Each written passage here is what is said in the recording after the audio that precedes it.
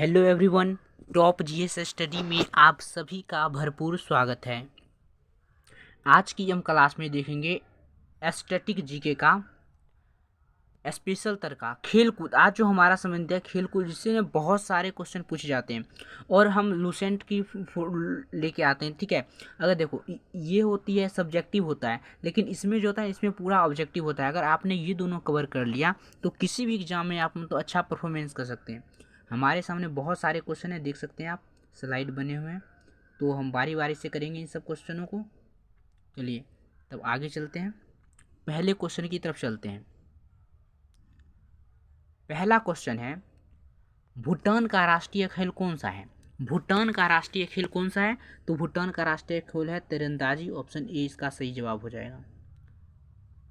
Option A इसका सही जवाब हो जाएगा। अगले क्वेश्चन की तरफ चलते हैं। अगला क्वेश्चन है, संयुक्त राज्य अमेरिका का राष्ट्रीय खेल कौन सा है? संयुक्त राज्य अमेरिका का राष्ट्रीय खेल कौन सा है? बेसबॉल। इसका ऑप्शन डी हो जाएगा। आरआरबी 2016 में पूछे गए प्रश्न है। अगले प्रश्न की तरफ चलते हैं।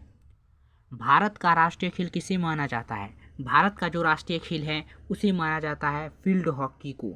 ये इसका सही जवाब हो जाएगा। देखो आरआरबी 2016 में पूछे गए प्रश्न है। देखो अगले प्रश्न की तरफ चलते हैं। तुर्की का राष्ट्रीय खेल कौन सा है? तुर्की का राष्ट्रीय खेल कौन सा है? तो तुर्की का राष्ट्रीय खेल कुश्ती है। ऑप्शन सी इसका सही जवाब हो जाएगा। देखो आरआरबी 2016 में पूछे गए प्रश्न, मतलब इसमें जितने भी आपको प्रश्न मिलेंगे ना, सारे के सारे महत्वपूर्ण हैं और एसएससी, आरआरबी, बीपीएससी सबके लिए महत्वपूर्ण है, सारे आपको देखने को मिलेंगे। स्कॉटलैंड का राष्ट्रीय खेल कौन सा है? स्कॉटलैंड का राष्ट्रीय खेल कौन सा है? तो वो है रग्बी फुटबॉल। और ऑप्शन सी हो जाएगा। इसमें हाईएस्ट 15 प्लेयर होते हैं, सबसे ज़्यादा। आगे की तरफ चलते हैं। श्रीलंका के राष्ट्रीय खेल की पहचान कीजिए। श्रीलंका का राष्ट्रीय खेल कौन सा है? तो वो है बास्केटबॉल। ऑप्शन डी इसका सही जवाब हो जाएगा। देख सकते हैं एसएससी ने पूछा था 2019 में इस प्रश्न को। अगर आपको वीडियो अच्छी लगती है तो प्लीज़ इसको सब्सक्राइब जरूर कर लें। आगे की क्वेश्चन की तरफ ध्यान देते हैं। बुल फाइटिंग किस देश का राष्ट्रीय खेल है? बुल फाइटिंग किस देश का राष्ट्रीय खेल है? तो वो है स्पेन। ये इसका सही जवाब हो जाएगा। आगे की तरफ चलते हैं। अगला क्वेश्चन है, आइस हॉकी या लैक्रोस किस खेल का मतलब किस देश का, यहाँ पर हुआ किस देश का जो है राष्ट्रीय खेल है? तो वो है कनाडा का। ऑप्शन ए इसका सही जवाब हो जाएगा। आगे की तरफ चलते हैं। टेबल टेनिस किस देश का राष्ट्रीय खेल है? टेबल टेनिस किस देश का राष्ट्रीय खेल है? तो वो है चीन का। ऑप्शन बी इसका सही जवाब हो जाएगा। और ये पूछा गया प्रश्न, देख सकते हैं आप, आरआरबी ने पूछा था 2016 में इस प्रश्न को। आगे की तरफ चलते हैं। निम्नलिखित में से बांग्लादेश का राष्ट्रीय खेल कौन सा है? बांग्लादेश का राष्ट्रीय खेल कौन सा है? तो वो है कबड्डी। इसका सही जवाब हो जाएगा ऑप्शन ए। एसएससी ने पूछा था 2019 में। देखो अब जो है ना, देखो अब दूसरा स्लाइड आ गया है, खेल और उनके जन्मदाता देश। खेल और उनके जन्मदाता देश मतलब कौन से खेल का जन्म किस देश में हुआ था, ये जानेंगे। चलिए चलते हैं। पहला क्वेश्चन है, भारत में पोलो खेल का प्रचलन किसने प्रारंभ किया था? जो पोलो खेल है भारत में, उसका प्रचलन किसने किया था? तो उसका प्रचलन किया था तुर्क ने। और ये मैं थोड़ा स्लाइड चेंज कर लेता हूँ यहाँ पर, हाँ, तुर्क ने। ऑप्शन बी इसका सही जवाब हो जाएगा। आगे की तरफ चलते हैं। पोलो खेल का प्रचलन भारत के किस राज्य में हुआ है? पोलो खेल का प्रचलन भारत के किस राज्य में हुआ है? तो पोलो खेल का प्रचलन भारत के किस राज्य में हुआ है? तो मणिपुर में हुआ है। मणिपुर में। ऑप्शन बी इसका सही जवाब हो जाएगा। आगे की तरफ चलते हैं। कबड्डी खेल का उद्भव किस देश में माना जाता है? कबड्डी खेल का उद्भव किस देश में माना जाता है? तो भारत देश में माना जाता है। इसका ए सही जवाब हो जाएगा।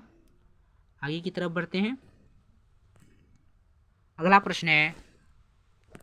प्रश्न है, शतरंज का जन्मदाता किसे माना जाता है? तो मैं आपको बता दूं, शतरंज का जो जन्मदाता है उसे भारत का माना जाता है। ऑप्शन सी इसका सही जवाब हो जाएगा। आगे की तरफ चलते हैं। अगला क्वेश्चन है, क्रिकेट खेल का जन्मदाता किस देश को माना जाता है? तो क्रिकेट खेल का जन्मदाता माना जाता है इंग्लैंड को। इसका सही जवाब ए हो जाएगा। आगे की तरफ चलते हैं। निम्नलिखित में से किस खेल का उद्भव भारत में नहीं हुआ माना जाता है? देखो शतरंज का भारत में हुआ है, कबड्डी का भी हुआ है, पोलो का भी हुआ है, लेकिन जो बिलियर्ड्स है इसका जो प्रचलन भारत में नहीं हुआ, देखिए निम्नलिखित में से किस खेल का उद्भव भारत में नहीं हुआ माना जाता है, तो बिलियर्ड्स इसका सही जवाब डी हो जाएगा, ऑप्शन डी इसका सही जवाब हो जाएगा। आगे की तरफ चलते हैं। खेल और उनके जन्मदाता देश का सही युग में है, देखो एक ये सब तो हो नहीं सकता, एक ही पता है कि पोलो भारत में हुआ था, भारत में हुआ था, मतलब सी इसका सही जवाब हो जाएगा। आगे की तरफ चलते हैं। अगला प्रश्न है खेल और उनके जन्मदाता देश का गलत युग में है, देखो ये गलत है, ये सब तो सही है, कबड्डी भारत में हुआ था, बिलियर्ड्स फ्रांस में हुआ था, स्नूकर भारत में हुआ था, लेकिन जो शतरंज है, ये जो शतरंज है ये रूस में थोड़ी हुआ था, ये भारत में हुआ था, ठीक है। शतरंज का खेल का जन्मदाता भारत में है, तो इसका सही जवाब हो जाएगा सी, इसका सही जवाब क्या हो जाएगा सी। आगे की तरफ बढ़ते हैं। और अगला जो है वो 3 नंबर है, विभिन्न देशों में प्रत्येक मतलब एक पक्ष में कितने खिलाड़ी होते हैं, यहाँ से एग्जाम में मतलब इस टॉपिक को तो डबल स्टार इस टॉपिक को ट्रिपल स्टार मिलना चाहिए। आप खुद देखेंगे कि कितना क्वेश्चन पूछा गया है। चलिए आगे बढ़ते हैं। खो खो खेल में कितने खिलाड़ी होते हैं एक टीम में, खो खो खेल में कितने खिलाड़ी होते हैं एक टीम में, तो उनमें 9 खिलाड़ी होते हैं, ठीक है। ऑप्शन भी देखो, MPPCS वालों ने पूछा था 2014 में, RRB वालों ने पूछा था 2016 में, SSC वालों ने पूछा था 2019 में, तो इस क्वेश्चन को डबल स्टार मारिएगा। आगे की प्रश्न की तरफ चलते हैं। वाटर पोलो में एक पक्ष में खिलाड़ियों की कितनी संख्या होती है, वाटर पोलो में एक पक्ष में कितनी संख्या होती है, तो वाटर पोलो में एक पक्ष में 7 खिलाड़ी होते हैं, वहीं पोलो खेल में जो है ना 4 प्लेयर होते हैं, याद रखिएगा। और SSC ने पूछा था 2008 में। पोलो में एक टीम में कितने लोग पूछ ही लिया, पोलो में एक टीम में कितने खिलाड़ी होते हैं, तो 4 खिलाड़ी होते हैं। अभी देखें, इसका सही जवाब हो जाएगा ए। देखो MPPCS वालों ने पूछा 2015 में, RRB वालों ने पूछा था 2016 में। कितना महत्वपूर्ण है। अगर हमारी मेहनत आपको पसंद आ रही है तो प्लीज़ हमारे वीडियो को लाइक और सब्सक्राइब जरूर करें और ज़्यादा से ज़्यादा अपने दोस्तों के पास शेयर करें। आगे की तरफ चलते हैं। बेसबॉल में प्रत्येक पक्ष में खिलाड़ियों की संख्या कितनी होती है, जो बेसबॉल होते हैं उसमें 9 प्लेयर होते हैं, बेसबॉल में 9 प्लेयर होते हैं। और SSC ने पूछा था 2015 में, ये अमेरिका का राष्ट्रीय खेल है, ध्यान रखिएगा। आगे की तरफ चलते हैं। वॉलीबॉल में प्रत्येक टीम में खिलाड़ियों की संख्या कितनी होती है, तो 6 खिलाड़ी होते हैं। SSC ने पूछा था 2015 में इस प्रश्न को। आगे की तरफ बढ़ते हैं। बास्केटबॉल के खेल में दोनों और कितने खिलाड़ियों की संख्या होती है, जो बास्केटबॉल होते हैं उसमें प्लेयर कितने होते हैं, तो दोनों 5-5 प्लेयर होते हैं, ये इसका सही जवाब हो जाएगा। SSC वालों ने पूछा था 2017, मतलब ये सारे बहुत ही महत्वपूर्ण है। वॉलीबॉल, बास्केटबॉल ये सब याद रखिए, क्योंकि इसमें बच्चे ज़्यादा कन्फ्यूज हो जाते हैं। आगे की तरफ चलते हैं। अगला प्रश्न है, कितने खिलाड़ी एक टीम से मैदान पर क्रमशः खो खो, कबड्डी, वॉलीबॉल, देखो खो खो, कबड्डी, वॉलीबॉल और बास्केटबॉल, देखो जब भी आपको ऐसे क्वेश्चन मिले तो पीछे शुरू के देखो। बास्केटबॉल में कितने प्लेयर होते हैं, बॉल में 5 प्लेयर होते हैं, बास्केटबॉल में 5 प्लेयर होते हैं, और बास्केटबॉल में 5 प्लेयर होते हैं, वॉलीबॉल में 6 प्लेयर होते हैं, ये जो कबड्डी है इसमें 7 प्लेयर होते हैं, और ये जो खो खो है इसमें 9 प्लेयर होते हैं। तो देखो अगर हम शुरू पीछे जाएं तो 5 होना चाहिए, 5, 6, 9, 7, मतलब कि इसका सही जवाब सी होना चाहिए, सी होगा इस क्वेश्चन का सही जवाब। MPPCS वालों ने पूछा था 2012 में प्रश्न को। चलिए आगे की तरफ चलते हैं। वॉलीबॉल, बास्केटबॉल था, देखो वॉलीबॉल में 6 होते हैं, बास्केटबॉल में 5 होते हैं, तथा देखो वॉलीबॉल में 6, बास्केटबॉल में 5, बास्केटबॉल में 9, मतलब ये सी सही हो जाएगा, इसका सही जवाब हो जाएगा सी। चलिए आगे की तरफ चलते हैं। अगला प्रश्न है, कबड्डी के खेल में प्रत्येक पक्ष में कितने खिलाड़ी होते हैं, तो कबड्डी के खेल में प्रत्येक पक्ष में 7 प्लेयर होते हैं, इसका सही जवाब हो जाएगा सी। आगे की तरफ चलते हैं अगले क्वेश्चन की तरफ।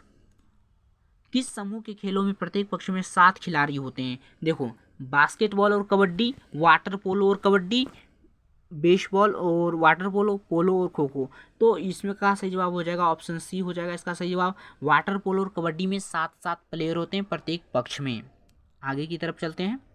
अगला क्वेश्चन है, निम्नलिखित में से किस खेल की प्रत्येक पक्ष की टीम में 11 प्लेयर नहीं होते हैं, देखो क्रिकेट में 11 प्लेयर होते हैं, हॉकी में होते हैं, फुटबॉल में होते हैं, लेकिन ये खो खो महोदय इसमें होते हैं 9 प्लेयर, तो इसका सही जवाब सी हो जाएगा खो खो। आगे की तरफ चलते हैं। आगे की तरफ बढ़ते हैं। किस खेल में प्रत्येक पक्ष में खिलाड़ियों की संख्या सर्वाधिक होती है? तो रग्बी फुटबॉल में होते हैं। इसका सही जवाब हो जाएगा B, rugby football. Rugby football तो ये किसका है? स्कॉटलैंड का राष्ट्रीय खेल है, याद रखिए स्कॉटलैंड का राष्ट्रीय खेल है। फुटबॉल टीम में कितने खिलाड़ी होते हैं? फुटबॉल टीम में प्रत्येक टीम में कितने खिलाड़ी होते हैं? तो 11 प्लेयर होते हैं। इसका सही जवाब ऑप्शन डी हो जाएगा। एसएससी वालों ने 2017 में पूछा था इस प्रश्न को। आगे की तरफ बढ़ते हैं। रग्बी फुटबॉल में देखो प्रत्येक होगा, ये प्रत्येक नहीं होगा, सॉरी प्रत्येक होगा, प्रत्येक होगा। प्रत्येक पक्ष में खिलाड़ियों की कितनी संख्या होती है? तो 15 होता है। एसएससी ने पूछा था 2015 में इस प्रश्न को। चलिए आगे की तरफ बढ़ते हैं।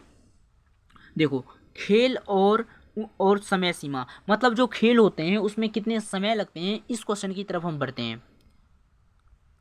देखो पहला जो प्रश्न है, निम्नलिखित खेलों में से किस खेल का सामान्यतः समय जो है सबसे कम समय होता है? सबसे कम समय होता है। देखो सबसे कम होता है कबड्डी का। ऑप्शन ए इसका सही, जैसे हम कहते हैं कबड्डी मतलब जब सांस टूट गया तो वो हार जाता है, तो ए हो जाएगा इसका सही। जो एसएससी ने पूछा था 2019 में इस प्रश्न को। चलिए आगे की तरफ बढ़ते हैं। किसी अंतर्राष्ट्रीय फुटबॉल मैच की सामान्यतः समय अवधि कितनी होती है? तो फुटबॉल मैच की सामान्यतः समय अवधि होती है 90 मिनट। फुटबॉल मैच की सामान्यतः समय अवधि होती है 90 मिनट।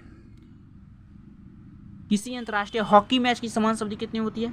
60 मिनट। ये इसका सही जवाब हो जाएगा। अगले प्रश्न मिलते हैं। मुक्केबाजी की प्रतिस्पर्धा में कितने मिनट के 3 राउंड होते हैं? तो 3-3 मिनट के 3 राउंड होते हैं। 3-3 मिनट के 3 राउंड होते हैं। इसका सही जवाब हो जाएगा बी। आगे की तरफ चलते हैं। अगला आज का आखिरी और लास्ट प्रश्न है। कबड्डी की पुरुष स्पर्धा में कितने मिनट का एक हाफ होता है? तो 20 मिनट का एक हाफ होता है। इसका सही जवाब हो जाएगा बी। आपको ये क्लासिक कैसी लगी? आप अपना फीडबैक ज़रूर दें, और आप किस टॉपिक पर वीडियो चाहते हैं, और आपके मन में और कोई सवाल है तो आप कमेंट में ज़रूर पूछ सकते हैं। आज के लिए इतना ही। धन्यवाद। मिलते हैं आगे के वीडियो में।